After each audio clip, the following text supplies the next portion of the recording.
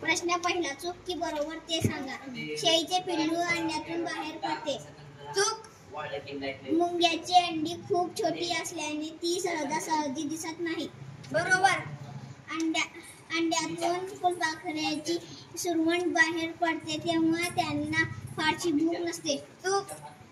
गाडलेले शब्द भरा. फुलपाखराची मादी वनस्पतीला पानावर डॅश घालते.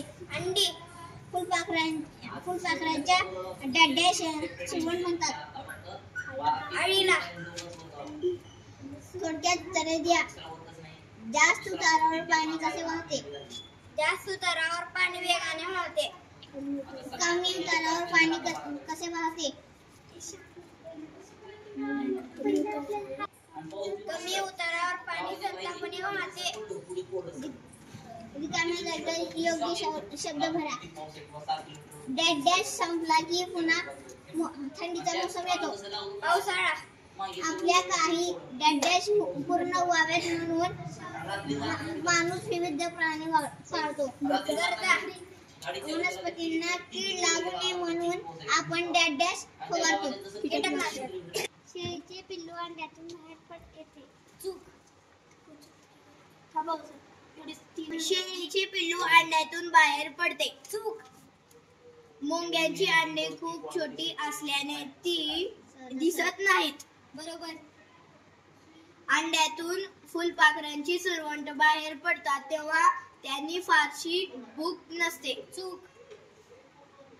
थोडक्यात उत्तरे द्या. कोंबडीला अंडी का उबवावी लागतात? कोंबडीला अंडी यासाठी उबवावी लागतात कारण की त्यातून पिल्लू लवकर बाहेर पडते. अंडी उबदारण्याचे काळात कोंबडी आक्रमक का होते?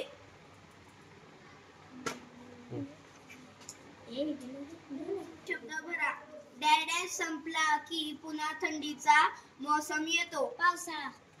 आपल्या काही डॅश पूर्ण व्हावेत म्हणून माणूस विविध प्राणी पाळतो. गरजा. वनस्पतीची कीड लागू नये म्हणून आपण डॅश फवारतो. कीटकनाशक. चूक की बरोबर ते सांगा. शेळीची पिल्लू अंड्यातून बाहेर पडते. चूक. मुंग्याची अंडी खूप छोटी असल्याने ती सहजासहजी दिसत नाहीत. बरोबर. अंड्यातून फुलपाखरांची सुरवंट बाहेर पडते तेव्हा त्यांना फारशी भूक नसते. चूक. गाडलेले शब्द भरा. फुलपाखराची गादी वनस्पतीच्या पानावर डॅश घालते. अंडी. फुलपाखराच्या. थोडक्यात उत्तरे द्या. जास्त उतारावर पाणी कसे वाहते? जास्त उतारावर पाणी वेगाने वाहते. कमी उतारावर पाणी कसे वाहते? कमी उतारावर पाणी वेगाने संथपणे वाहते. रिकाम्या जागी योग्य शब्द भरा. डॅश संपला की पुन्हा थंडीची मोसम येतो. पावसाळा. आपल्या काही डॅश पूर्ण व्हाव्यात म्हणून माणूस विविध प्राणी पाळतो. गरजा. वनस्पतींच्या कीड लागू नये म्हणून आपण डॅश फवारतो. कीटकनाशके. My name is Tanishka Vivek Mane. My class fourth class. चूक की बरोबर ते सांगा. तुरटीची पूड पाण्यात विरघळत नाही. चूक. पाण्यात सूक्ष्मजीव जगू शकत नाही. चूक. गढूळ पाणी स्थिर राहिल्यास गाळ तळाशी जातो. बरोबर. खोडरबर पाण्यात तरंगते. चूक.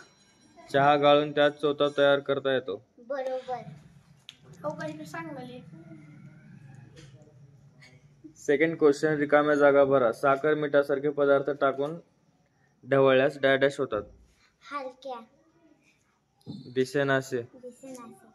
पाण्यात एखादा पदार्थ विरघळल्याने बनलेल्या मिश्रणाला डॅश म्हणतात. द्रावण.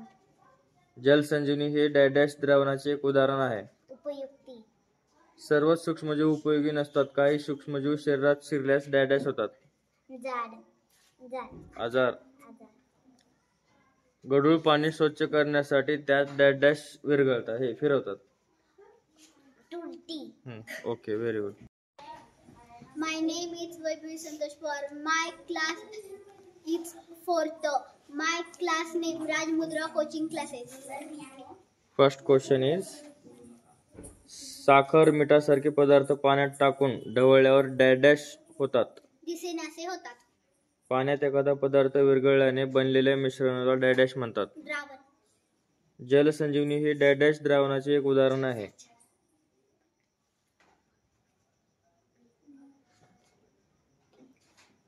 उपयुक्त. सर्व सूक्ष्मजीव उपयोगी नसतात. काही सूक्ष्मजीव शरीरात शिरल्यास डॅश होऊ शकतात. आजार. तरंगणाऱ्या वस्तू पाण्यापेक्षा डॅश असतात. हलक्या. बुडणाऱ्या वस्तू पाण्यापेक्षा डॅश असतात. जड. गढूळ पाणी स्वच्छ करण्यासाठी त्यात डॅश फिरवतात. तुरटी. सेकंड क्वेश्चन, चूक की बरोबर? तुरटीची पूड पाण्यात विरघळत नाही. चूक. पाण्यात सूक्ष्मजीव जगू शकत नाहीत. चूक. गढूळ पाणी स्थिर राहिल्यास गाळ तळाशी जातो. बरोबर. खोड रबर पाण्यात तरंगते. चूक. चहा गाळून त्यात चोथा वेगळा करता येतो. बरोबर. Right, very good. Is made. Glass is one of the most beautiful substance that we see around us.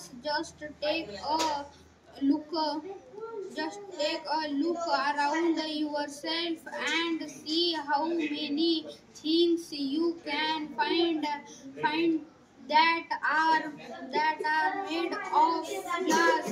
Lead